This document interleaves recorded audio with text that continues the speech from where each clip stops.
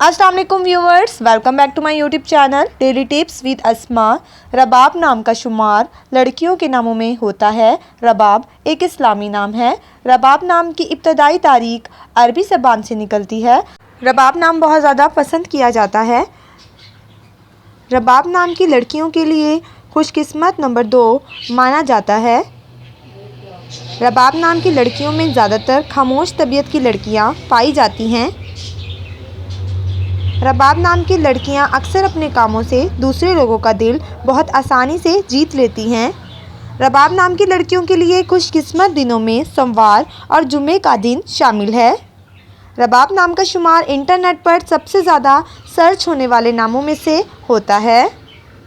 रबाब नाम का मतलब है हिदायत करने वाली। खुशकिस्मत धातों में हिंसों के हिसाब से कांसी शामिल है।